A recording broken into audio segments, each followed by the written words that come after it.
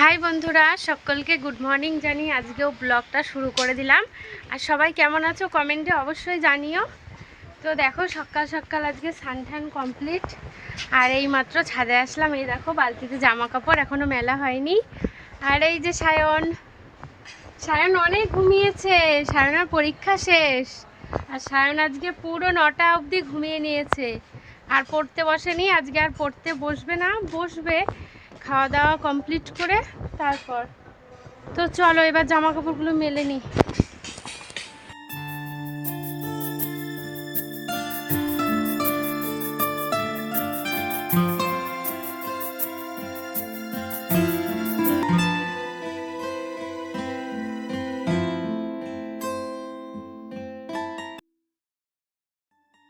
তো এই দেখো জামা কাপড়গুলো সব মেলা হয়ে গেছে। আজকে জামা কাপড় কাছাকাছি করিনি, তো তার জন্য অল্প কিছু জামা কাপড়, মানে আমার আর সায়নের। চলো সায়ন নিচে চলো। আর একটু থাকলে হবে না, সায়ন বলছে আর একটু থাকো না মা, আর থাকলে হবে না, নিচে অনেক কাজ আছে না। চলো, কালকে রাতে সায়ন ভাত খায়নি, খিদে তো পাবেই। খিদে পাইনি তাহলে চলো নিচে চলো। ওফ কি সুন্দর হাওয়া দিচ্ছে দেখো, দারুণ হাওয়া দিচ্ছে। যেতে ইচ্ছা করছে না, কিন্তু নিচে যেতেই হবে, রান্না করতে হবে। তো চলো চলো চলো, সায়ন এবার নিচে গিয়ে মুখ ধোবে, সায়ন কমপ্লেন খাবে। সায়নের প্রচুর কাজ, পড়াশোনা করতে হবে না।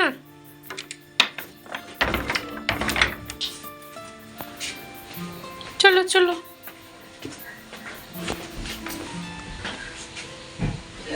এ পাগলা, বালতি থেকে জল নাও।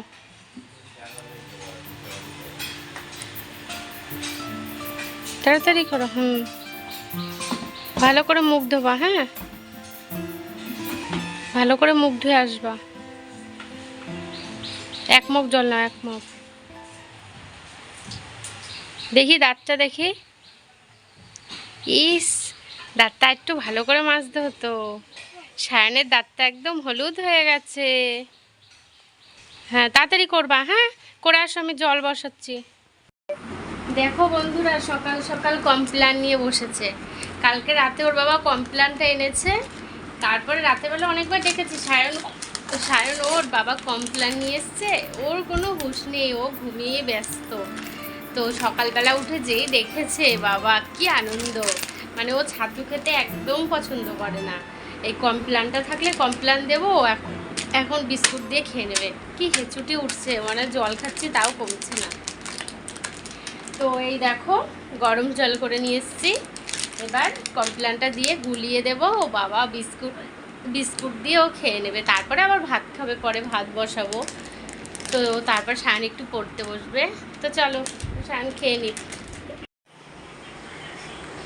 কি ঝামেলা তোমার তো আমার ভীষণ রাগ হচ্ছে জানো তো।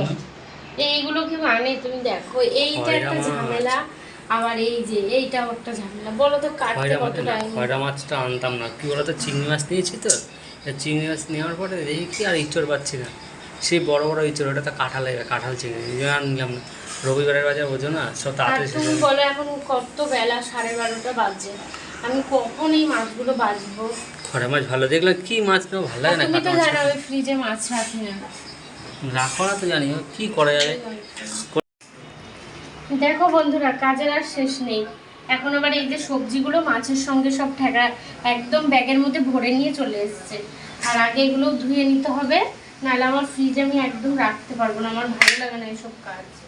মানে আমার মাছ এনেছে, আমার কি বলবো, এত রাগ হচ্ছে।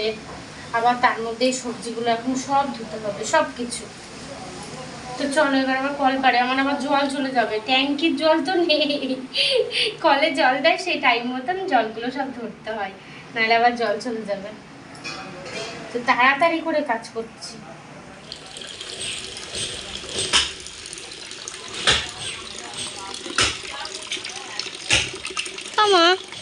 আমার একটা দেবা গেলে জলে ছাড়বো।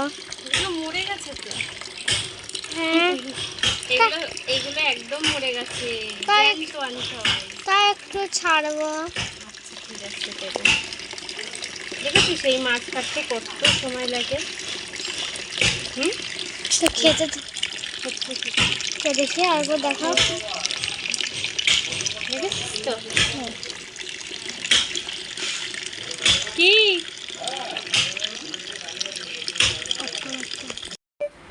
এই মাত্র মাছ টাছ কেটে ঘরে আসলাম। মাছ কাটা কমপ্লিট। বাবা এই মাছ কাটতে আর বাছতে যে কত সময় লাগে আর কি বলবো বন্ধুরা। তবু খেতে যেহেতু ভালো লাগে তার জন্য তো করতেই হবে। আর সায়নের বাবা বলে গেছে যে মাছটা পটল আলু দিয়ে একটু পাতলা করে ঝোল করতে, তো বেশ ভালোই লাগবে।